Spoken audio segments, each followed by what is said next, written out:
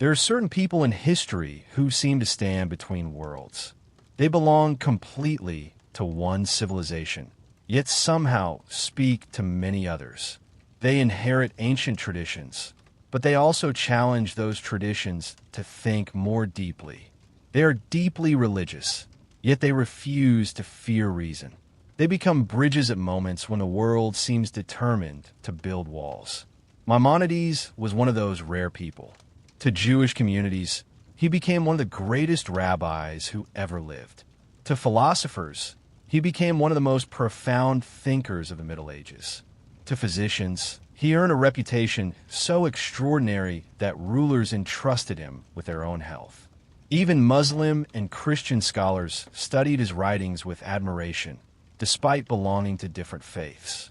Very few human beings have ever influenced so many worlds at the same time. Yet what makes Maimonides remarkable is not simply the breadth of his achievements. It is the question that quietly guided his entire life. Can faith survive honest thinking? For many people, this question still feels deeply personal.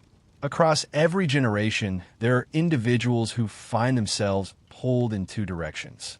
On one side lies tradition, family, religion, and inherited belief. On the other lies curiosity, science, philosophy, and the relentless desire to ask difficult questions. Many assume these paths must eventually collide. Many fear that the more they learn, the further they will move from faith, or that the stronger their faith becomes, the less they should question. Maimonides refused to accept this choice. He believed truth could never ultimately contradict truth. If reality comes from the same source, then genuine reason and genuine faith must eventually point toward one another, even if human beings sometimes struggle to see how. This conviction would shape every chapter of his extraordinary life. He was born in 1138 in the city of Córdoba in what is now southern Spain. At the time, Córdoba was unlike almost any other place on earth. It was one of the greatest intellectual centers of the medieval world, where libraries contained hundreds of thousands of books, physicians studied advanced medicine, mathematicians explored new discoveries, and philosophers debated Aristotle alongside religious scholars. Walking through its streets, one could hear Arabic, Hebrew, and Latin. Ideas traveled across cultures with remarkable speed. Jewish scholars learned from Muslim philosophers. Christian thinkers translated Arabic texts into Latin. It was a world where civilizations met not only through war, but through conversation. For a curious child like Moses ben Maimon, later known simply as Maimonides, it was an extraordinary place to grow up. From an early age, he displayed unusual intelligence. His father, Maimon ben Joseph, was himself a respected judge and scholar who gave his son a rigorous education. Young Maimonides studied Jewish law, scripture, logic, mathematics, astronomy, medicine, and philosophy.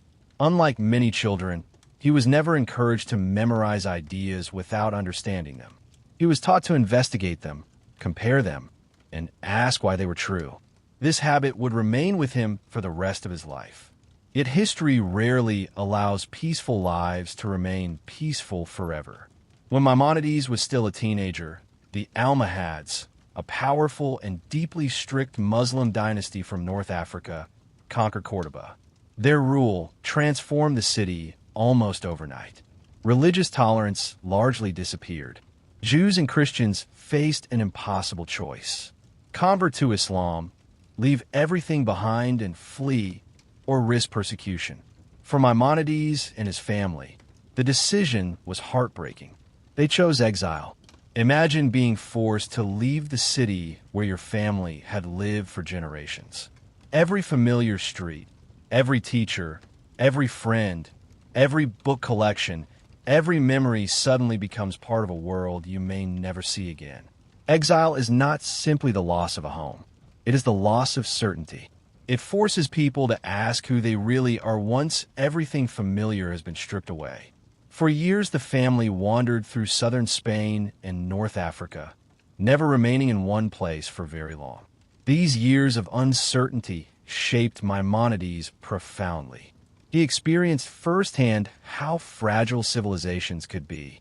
Cities that once celebrated learning could suddenly become places of fear. Communities that had lived together peacefully could fracture under political and religious pressure.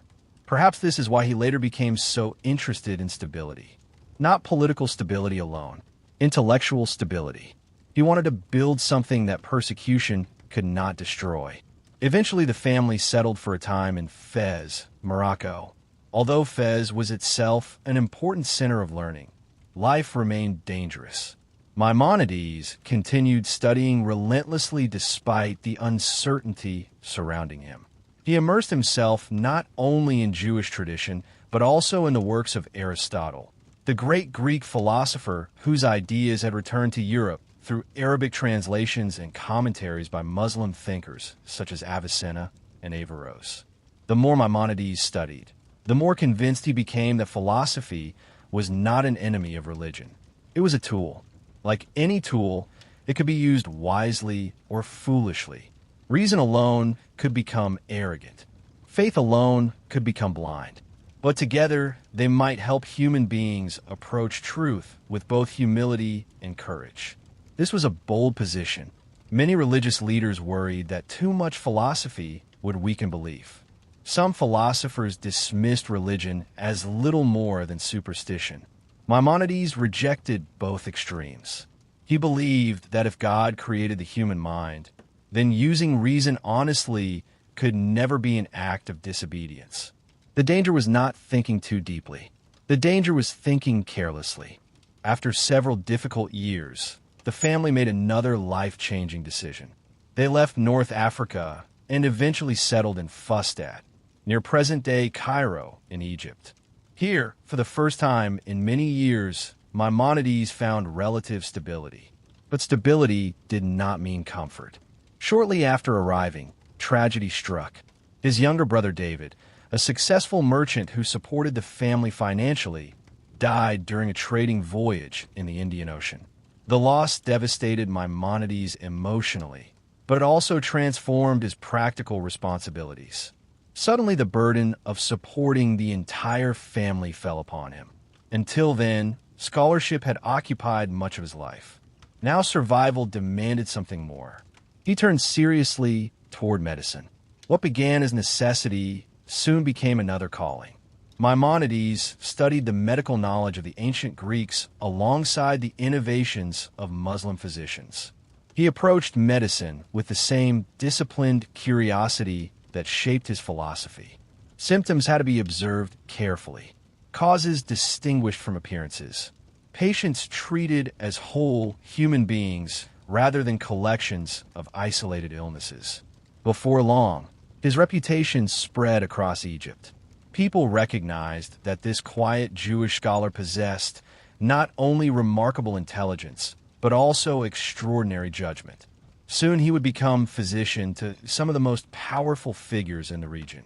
Yet even while treating rulers during the day, he spent his nights writing books that would change philosophy, religion, and intellectual history forever.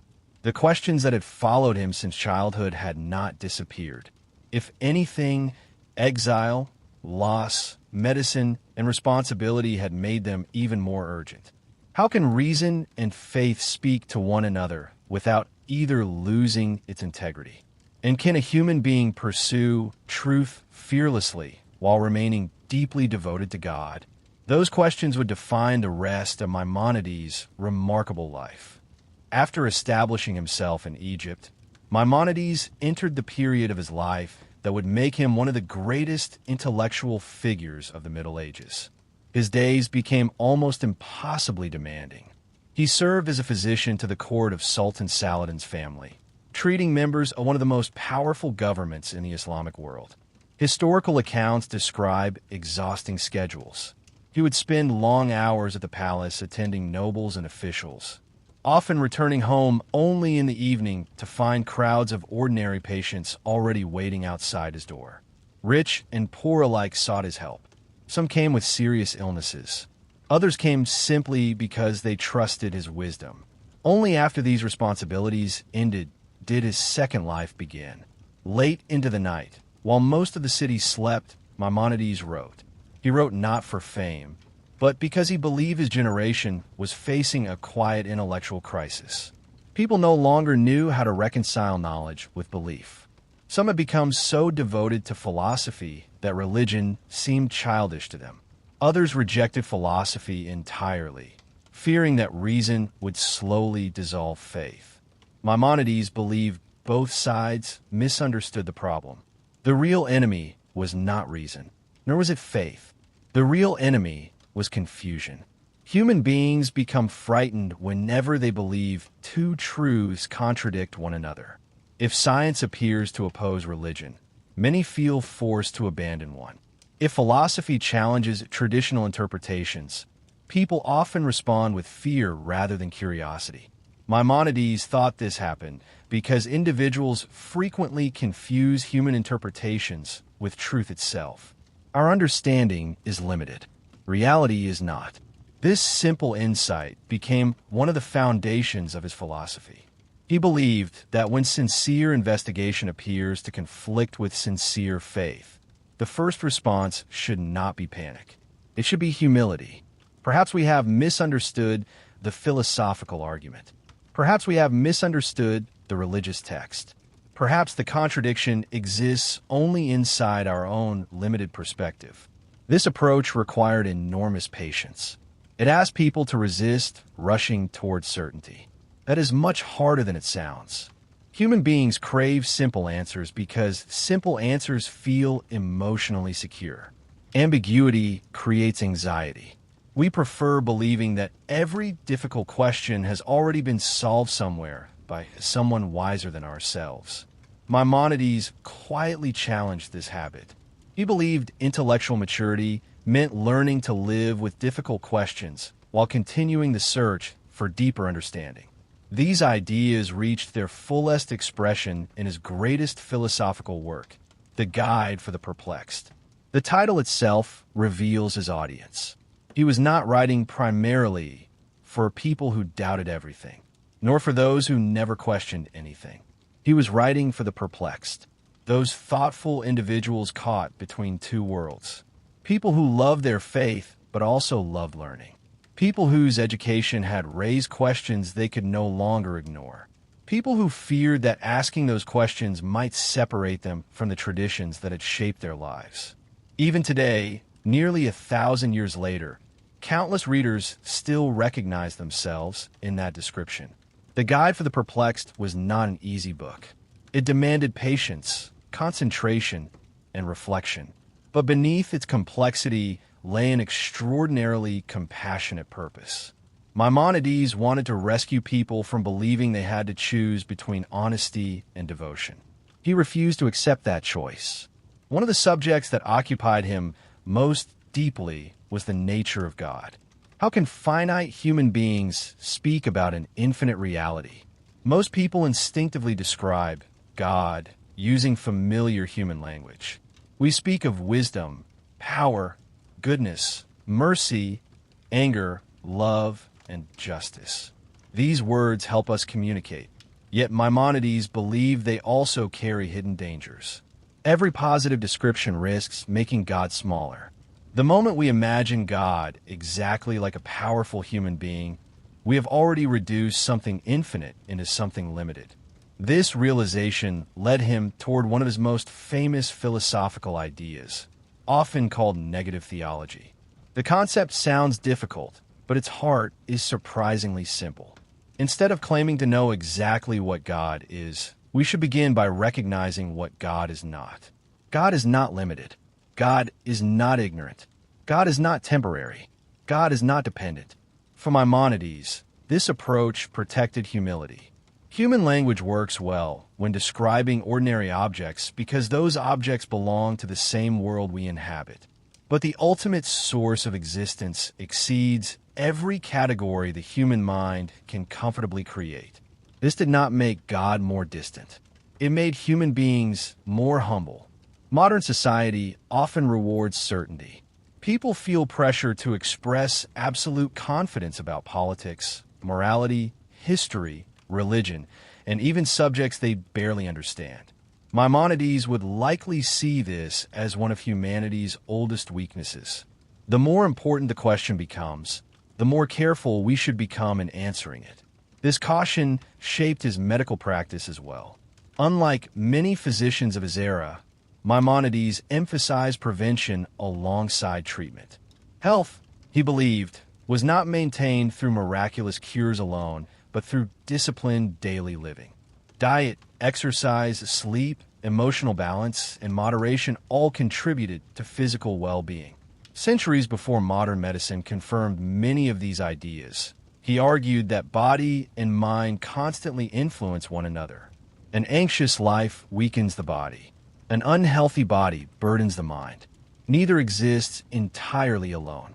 This holistic understanding reflected something larger within his philosophy. Reality itself is interconnected. Truth cannot be divided into isolated compartments. Medicine seeks the health of the body. Philosophy seeks the health of the mind. Religion seeks the health of the soul. These pursuits should enrich one another rather than compete. As his reputation continued growing across the Islamic world and beyond, students, scholars, judges, and physicians all looked to Maimonides for guidance. Yet despite his extraordinary accomplishments, he remained acutely aware of the limits of human understanding. The more he learned, the more deeply he appreciated how much remained beyond human comprehension. That humility would become one of the defining characteristics of his legacy, and it would shape not only the final years of his own life, but the way generations of philosophers, theologians, and seekers would continue wrestling with the timeless relationship between reason, faith, and the search for truth. As Maimonides grew older, the questions that had followed him since childhood became less about winning philosophical debates and more about understanding what kind of person wisdom is meant to create. He had spent decades studying Aristotle, interpreting Jewish law, treating patients, advising leaders, and writing books that would outlive him by centuries. Yet the deeper his knowledge became, the more he returned to an observation that many intelligent people forget. Knowledge alone does not make someone wise. A person can memorize thousands of books and still be ruled by pride. They can master logic and still lack compassion. They can speak beautifully about virtue while quietly failing to practice it. For Maimonides, philosophy was never meant to become an intellectual performance. Its purpose was transformation. The highest goal of learning was not to impress others with what you know, but to become a more disciplined, balanced, and truthful human being. This conviction shaped everything he wrote about ethics. He believed that the human soul, much like the human body, could become unhealthy. Just as the body falls out of balance through neglect, excess, or disease, the character can become distorted through habits that slowly reshape the mind. Anger grows stronger every time it is indulged. Greed becomes easier each time generosity is postponed. Pride quietly expands whenever admiration becomes more important than truth. Most people notice dramatic changes. Few notice gradual ones. Maimonides understood that character is built almost invisibly. Every small decision leaves a mark. Every repeated action becomes easier the next time. Eventually, habits begin making choices before conscious thought even arrives. This is why he emphasized moderation so strongly. Modern listeners sometimes misunderstand moderation as something dull or unambitious, but that was never his intention. He did not believe human beings should become emotionally empty or indifferent. He believed they should become internally ordered. Imagine a ship crossing a vast ocean. The sea is never completely calm. Storms arrive unexpectedly. Powerful winds push from every direction. The captain cannot control the weather, but the captain can learn to steer. For Maimonides, wisdom was that steady hand upon the wheel. Life constantly presents changing circumstances. Health becomes illness. Success becomes failure. Friendships change. Wealth appears and disappears. Youth gradually becomes old age. The wise person does not expect life to stop changing. Instead, they cultivate an inner stability that allows them to respond thoughtfully rather than react impulsively. This idea became increasingly important because Maimonides had witnessed instability throughout his own life. He had seen prosperous cities collapse into persecution. He had experienced exile, financial hardship, personal grief, and relentless responsibility. If anyone understood how unpredictable existence could become, it was him. Yet these experiences did not make him cynical. They made him realistic. He knew that suffering could not always be avoided, but unnecessary suffering often could. Many people create additional pain through impatience, resentment, uncontrolled desire, or constant comparison with others. They become prisoners not of circumstances, but of their own undisciplined minds. Centuries before modern psychology explored similar themes, Maimonides recognized that emotional health requires training just as physical health does. One cannot expect peace without practicing self-control. One cannot expect wisdom without reflection. One cannot expect meaning while living entirely on impulse. Another of his remarkable insights concerned the relationship between action and belief. People often assume they first change their minds and then change their behavior. Maimonides noticed that the opposite is frequently true. Repeated actions slowly reshape belief itself. A generous person becomes more generous by practicing generosity.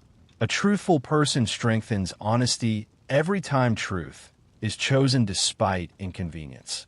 Likewise, cruelty becomes easier each time compassion is ignored. Character grows quietly beneath ordinary routines. This understanding gave enormous significance to daily life.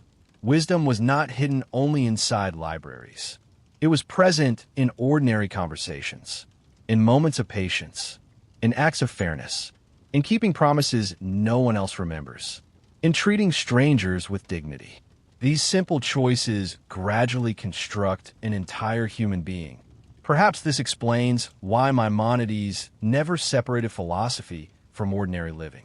For him, there was no sharp division between abstract ideas and everyday behavior. A philosophy that remained trapped inside books had failed its purpose. True understanding should slowly become visible in how a person speaks, judges, forgives, listens, and serves others. His own life reflected this ideal. Despite becoming one of the most respected scholars in the world, he remained astonishingly productive in service to others. He continued treating patients long after his reputation alone could have allowed him to withdraw into scholarship. Knowledge carried responsibility. The more someone understood, the greater their obligation to help those who understood less. This belief feels quietly radical today. Modern culture often treats knowledge as personal achievement, a way to gain influence, status, recognition. Maimonides viewed knowledge differently. It was stewardship, a gift that imposed responsibility rather than privilege. As the years passed, his writings spread far beyond the Jewish communities for whom many had originally been written. Christian theologians translated and debated his work. Muslim philosophers recognized familiar themes while challenging others. Universities across Europe gradually absorbed his ideas into broader discussions about reason, morality, and the nature of God.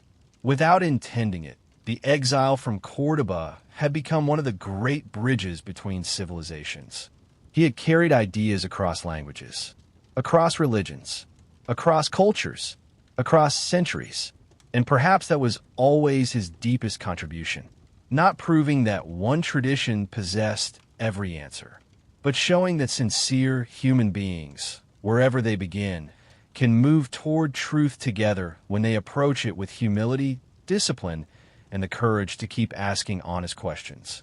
The final years of Maimonides' life were marked by a remarkable contradiction. The older he became, the more famous he grew, yet the less interested he seemed in fame itself.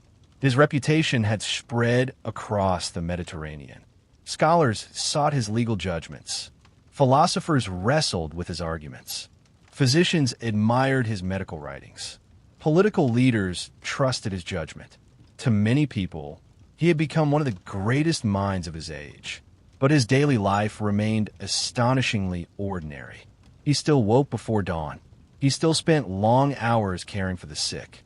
He still answered endless questions from Jewish communities scattered across distant lands, communities struggling with problems ranging from marriage and inheritance to persecution and religious doubt.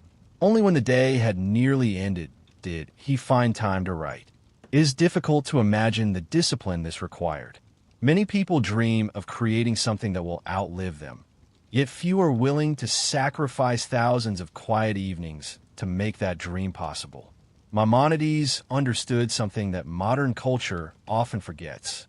Greatness rarely arrives through moments of inspiration. It is usually built through years of invisible consistency. Night after night, page after page, patient after patient, question after question. His life itself became a lesson in philosophy. Not because he spoke constantly about virtue, but because he practiced it through routine.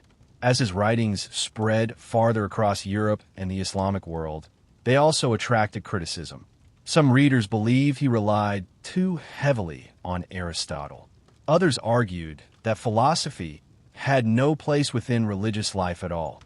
After his death, parts of the Jewish world became deeply divided over his work. In certain communities, his books were publicly condemned. In others, they were defended passionately. Centuries later, the debates still continue. There is something strangely familiar about this. History often treats original thinkers in the same way. People rarely resist them because they are obviously wrong. They resist them because they make old certainties feel less secure. Maimonides never asked people to abandon faith. He asked them to deepen it. He never asked them to worship reason. He asked them to use it honestly. That balance proved difficult for many. It still is.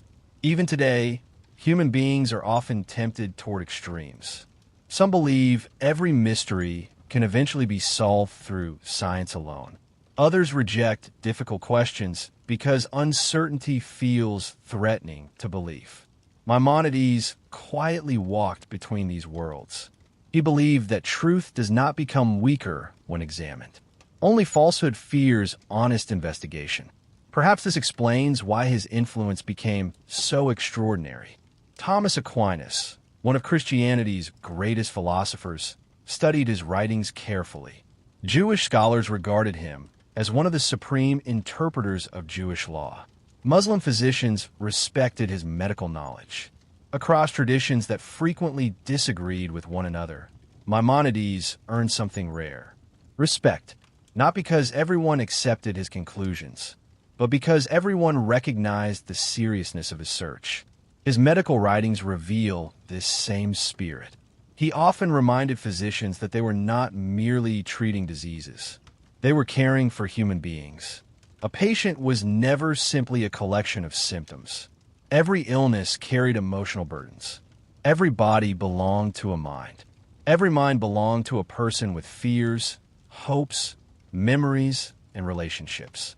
Centuries before modern medicine embraced holistic care, Maimonides insisted that healing required understanding the whole person.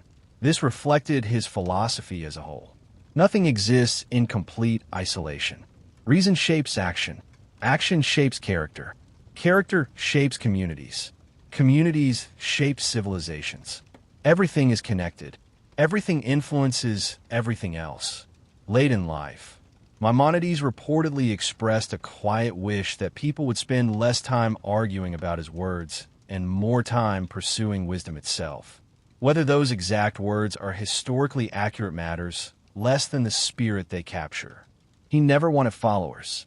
He wanted seekers, people willing to think carefully, people humble enough to admit ignorance, people courageous enough to keep searching despite uncertainty. When he died in 1204, the news spread rapidly throughout Jewish communities across the known world.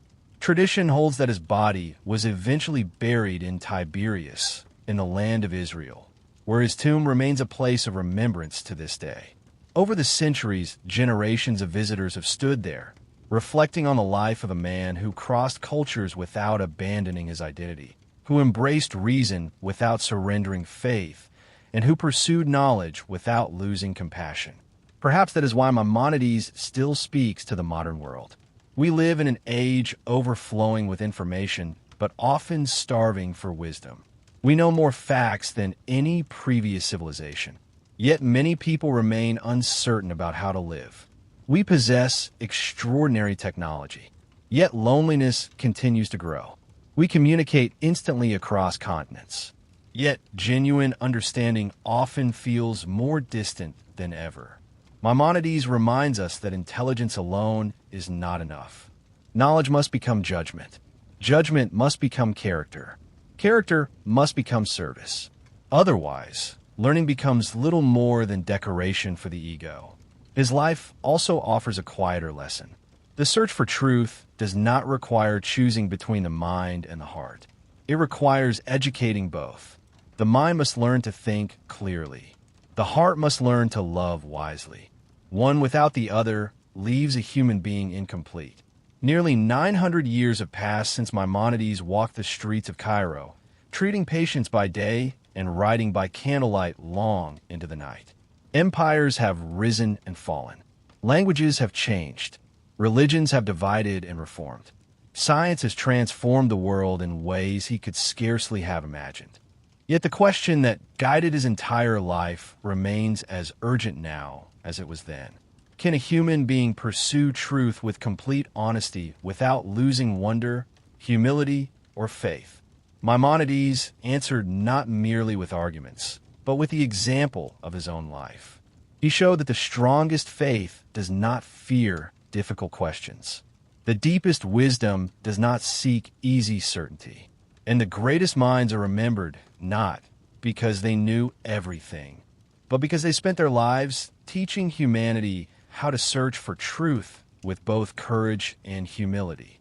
Maimonides begins his philosophy with a question that has challenged thoughtful people for centuries. If human reason is capable of discovering truth, and religious tradition also claims to reveal truth, what should happen when the two seem to disagree?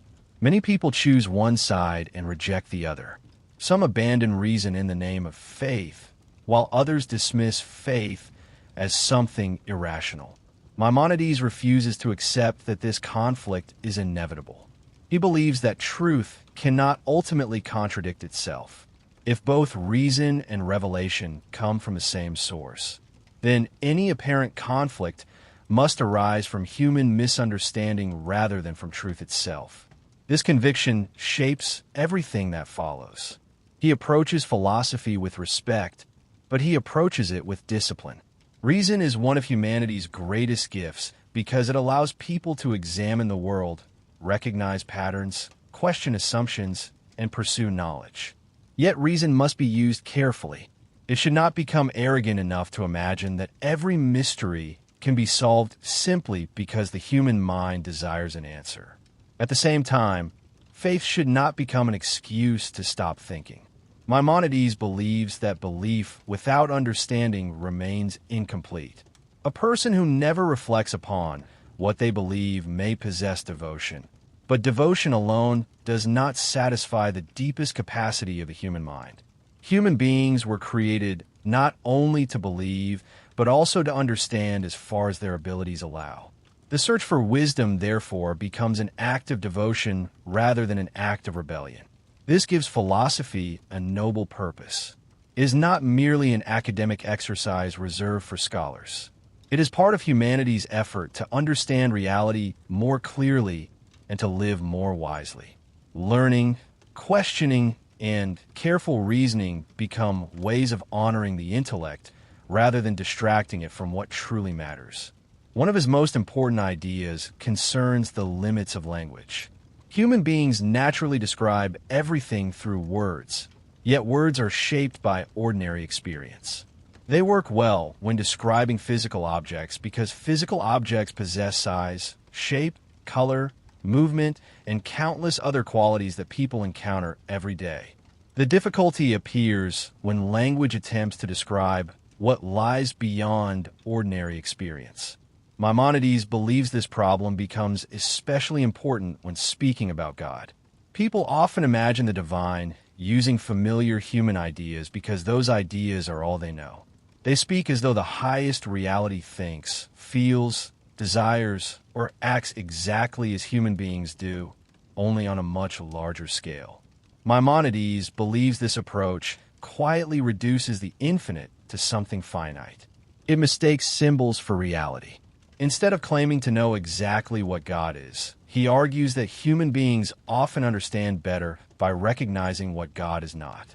This approach protects the mystery of the divine from being confined inside human concepts. Every description remains limited because the human mind itself is limited. The greatest realities cannot always be captured by ordinary language.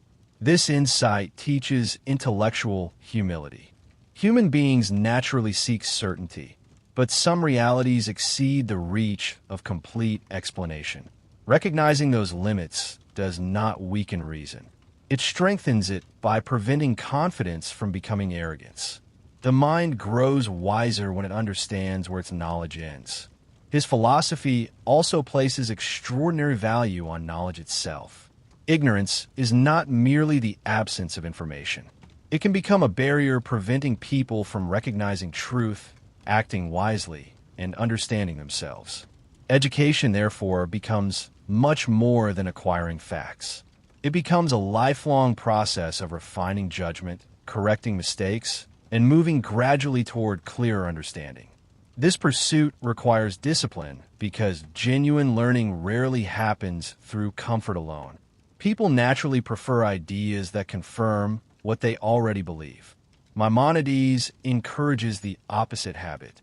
A thoughtful person should welcome difficult questions because they expose weaknesses in understanding. Every honest question becomes an opportunity to replace confusion with greater clarity. He also believes that the human mind reaches its highest fulfillment not through wealth, power, or social recognition, but through wisdom. Material success has value within its proper place, yet it remains temporary. Knowledge possesses a different kind of permanence because it transforms the person who acquires it. A life devoted entirely to external achievements may appear successful while remaining intellectually and spiritually empty. By contrast, a life devoted to understanding continues to grow even when outward circumstances change. This emphasis naturally extends into ethics. Human beings should cultivate virtues not simply because society rewards them, but because virtue reflects a well-ordered mind. Qualities such as honesty, patience, moderation, justice, and compassion allow individuals to live in harmony with both reason and conscience. A disordered life filled with excess and uncontrolled desire clouds judgment, making wisdom increasingly difficult to attain. Moderation, therefore, becomes an important principle within his thought. Extreme behavior often arises from imbalance. One person lives through endless indulgence while another rejects every pleasure completely. Maimonides believes wisdom usually avoids both extremes. A balanced life creates the conditions in which reason can operate clearly and character can develop steadily. As these ideas begin to connect, a larger vision emerges. Human beings are rational creatures capable of learning throughout their entire lives. They should neither abandon reason in fear nor worship it as though it were unlimited. They should seek truth patiently, recognize the boundaries of their understanding, and remain willing to revise their beliefs whenever deeper knowledge appears. For Maimonides, philosophy is ultimately a journey toward greater clarity. It asks people to think honestly, to remain humble before what they do not yet understand, and to remember that the highest wisdom is found not in pretending to possess every answer, but in continuing the search with patience, discipline, and an unwavering love of truth. Knowledge, for Maimonides, is never valuable simply because it fills the mind with information. A person can memorize countless books and still fail to become wise. Facts alone do not transform character. Wisdom begins when knowledge changes the way someone sees the world, the way they judge their own actions, and the way they relate to other people. Learning is not an ornament for the intellect. It is a discipline that reshapes the whole person. This is why he places such importance on the education of the mind. An untrained mind is easily carried away by emotion, habit, fear, or popular opinion. People often mistake confidence for understanding, repeating ideas they have heard without examining whether those ideas are actually true. Maimonides believes the mind must be trained just as carefully as any craft. It must learn patience, precision, and the willingness to question itself. He also warns against believing something merely because many people believe it. Entire societies can become convinced of ideas that later prove false. Tradition deserves respect, but respect should never become blind acceptance. Every generation inherits beliefs from those who came before it, yet each generation also carries the responsibility of examining those beliefs honestly. Truth does not become stronger because more people repeat it. This habit of careful examination does not lead him toward endless doubt. His goal is not to question everything forever. The purpose of questioning is to separate what is well-founded from what only appears convincing. Once the mind learns this discipline, it becomes less vulnerable to confusion and more capable of recognizing genuine understanding. Another idea that quietly runs through his philosophy is that human beings often mistake appearances for reality. What seems important today may prove insignificant tomorrow. Wealth can disappear. Reputation can change overnight. Political power rises and falls with astonishing speed. If a person's entire identity depends upon these things, then their peace of mind will always remain fragile because it rests upon what constantly changes. For that reason, he encourages people to build their lives upon something more stable. Wisdom cannot be taken away by changing fortune in the same way that possessions can. A disciplined character remains valuable whether life becomes easier or more difficult. The person who has learned to think clearly carries that ability into every circumstance. His philosophy also pays close attention to desire. Desire itself is not the enemy.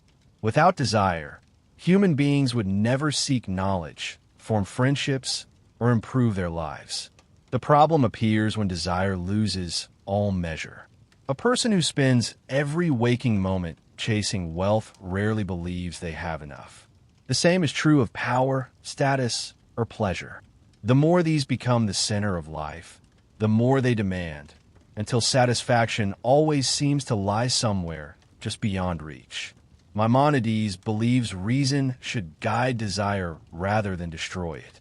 The mind exists to distinguish between what is genuinely beneficial and what merely feels attractive in the moment. This is why self-control matters so deeply. It is not about denying every pleasure. It is about refusing to become governed by impulses that change from one moment to the next. His famous idea of moderation grows from this understanding. Extreme ways of living often pull people away from good judgment.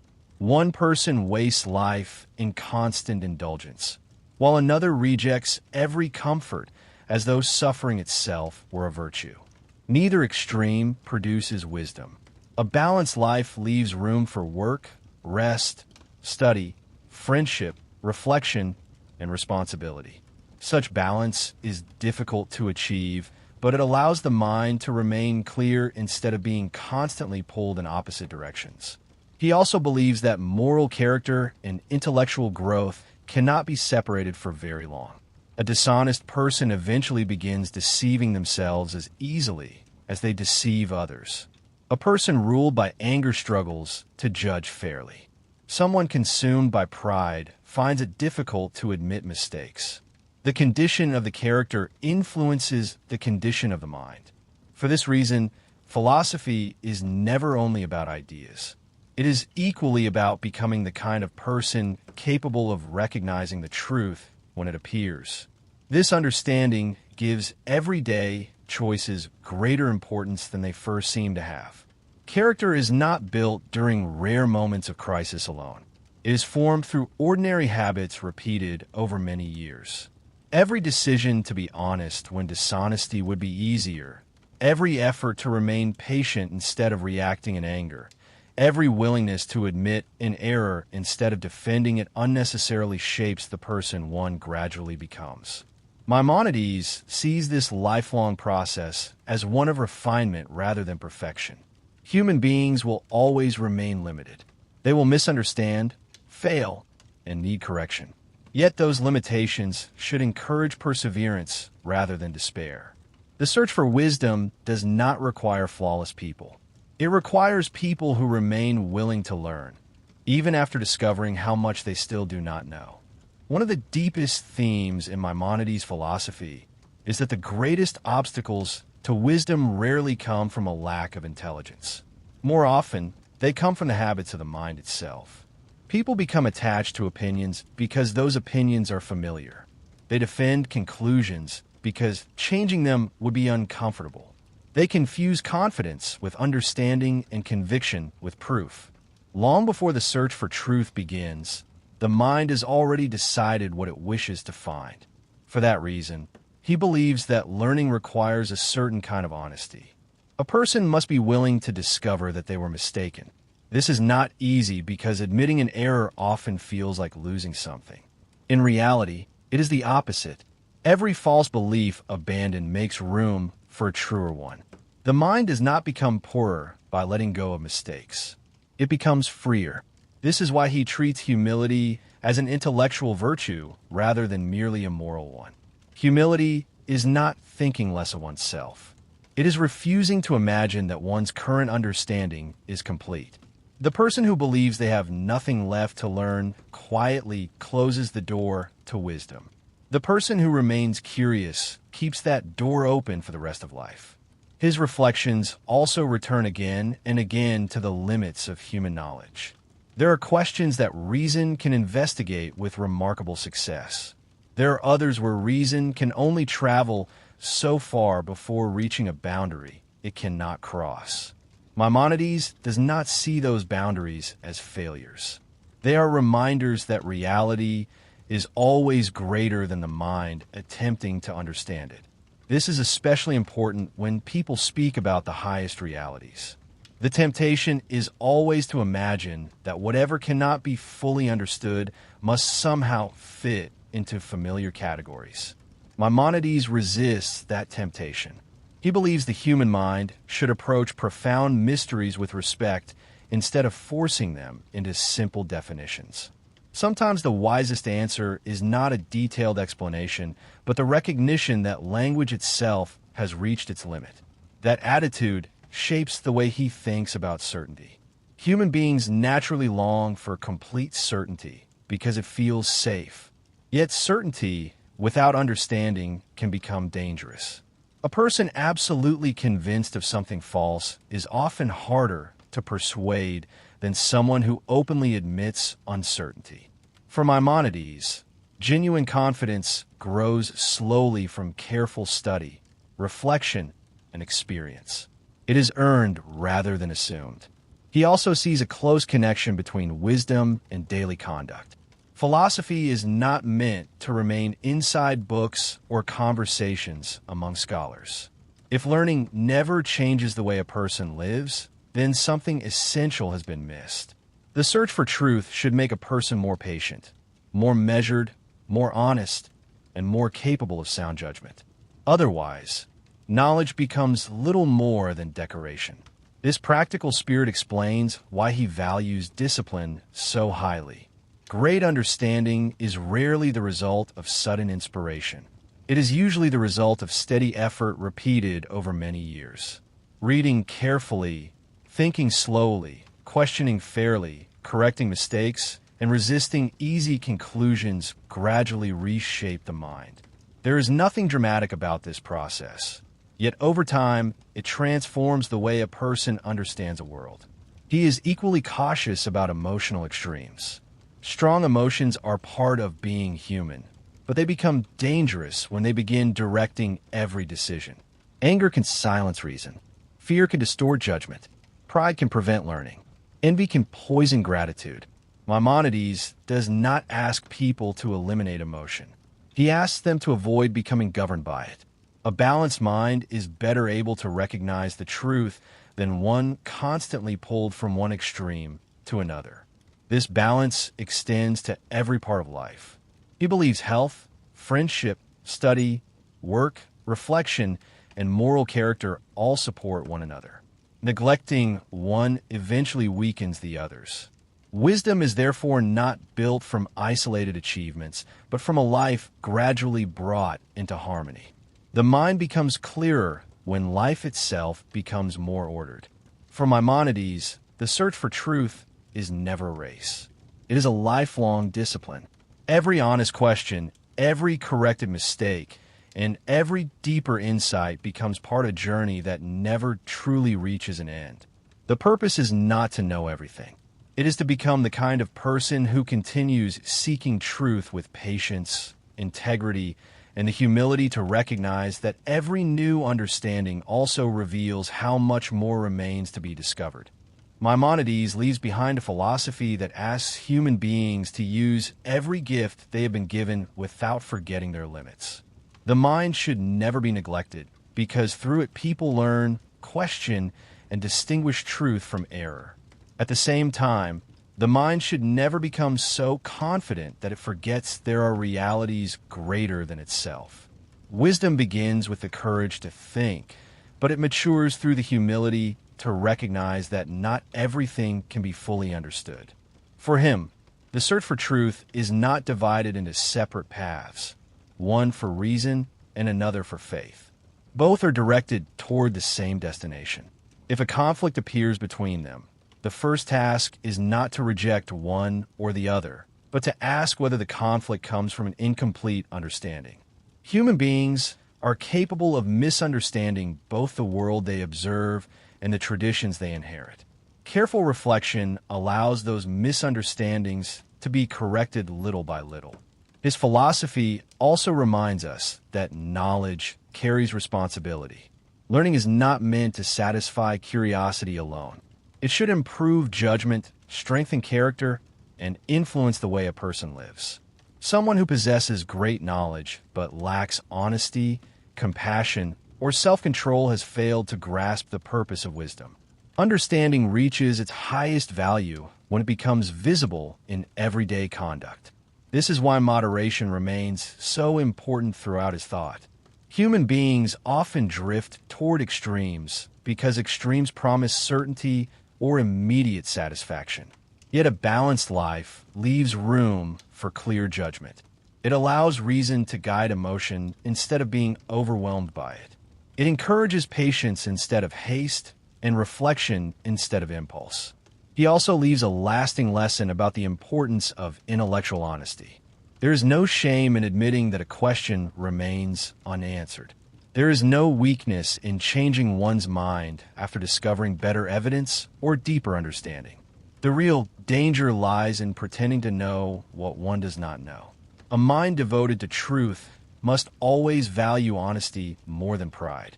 Perhaps this is why his philosophy has continued to influence people for centuries.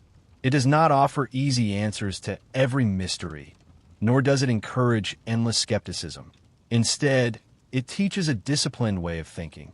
Learn carefully, question sincerely, accept correction without resentment. Never mistake confidence for wisdom, and never stop refining your understanding of the world. In the end, Maimonides invites us to see philosophy not as an escape from ordinary life, but as a guide for living it well. Every conversation, every decision, every lesson learned, and every mistake honestly corrected becomes part of the lifelong education of the soul and the mind. The search for truth is not completed in a single moment of insight. It continues for as long as a person remains willing to learn. His final message is quiet but enduring. Seek knowledge without arrogance. Hold conviction without closing your mind.